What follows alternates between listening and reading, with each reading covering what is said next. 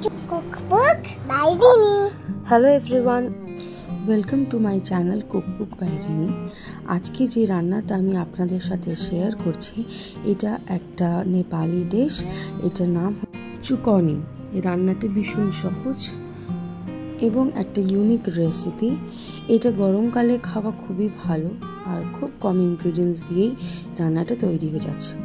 চলুন দেখে নিন কীভাবে আমরা রান্নাটা করব। প্রথমে দুটো আলু সেদ্ধ করে নিয়েছি, করে এবার এটাকে ছোটো ছোটো করে পিস করে রাখছি। এই পিস করে আমরা এটাকে সাইডে রেখে দেব।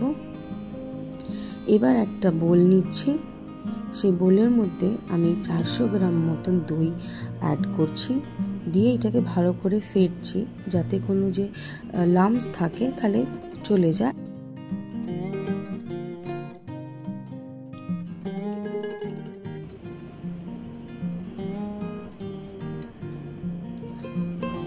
ভালো করে জিনিসটাকে ভিস্ক করে দইটা যখন একটা স্মুথ পেস্ট হয়ে যাবে তার ওপর থেকে একটু শুকনো লঙ্কা গুঁড়ো, আমচুর পাউডার আর নুন এগুলোকে অ্যাড করে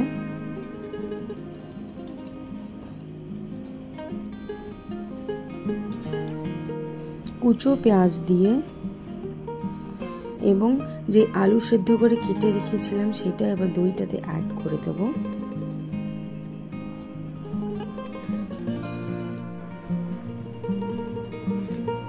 নিজের টেস্ট অনুযায়ী একটু কাঁচা লঙ্কা দিচ্ছি, যদি বেশি ঝাল খেতে ভালোবাসেন তাহলে দিতে পারেন। আমি এখানে অল্প একটা কাঁচা লঙ্কা অ্যাড করেছি, দিয়ে এবার সবকটাকে ভালোভাবে মিক্স করে নিচ্ছি।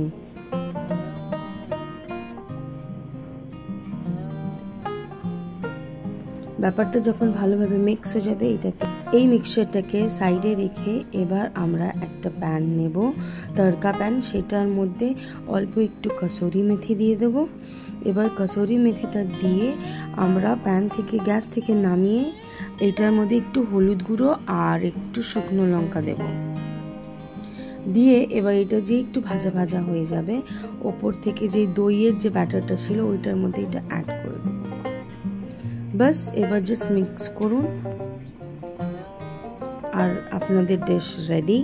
এবার এটাকে আপনার গরম ভাতের সাথে ইজিলি খেতে পারবেন, বা এটা এমনিও অ্যাজ আ ডিশ খাওয়া যেতে পারে, খুবই ইয়ামি। যদি মনে হচ্ছে যে একটু টক টক তাহলে একটু হালকা একটু চিনি দিয়ে দিতে পারেন, তাহলে এটা আরও ব্যালেন্স হয়ে যাবে। দিয়ে ধনেপাতা দিয়ে সাজিয়ে বাস আপনাদের ডিশ রেডি। এবার জয় করুন এবার রান্নাটাকে যে কোনো পছন্দের রুটি বা ভাতের সাথে। এই প্রচণ্ড গরমে এই ধরনের সহজ এবং কুইক যে রেসিপিসই আমরা প্রেফার করি।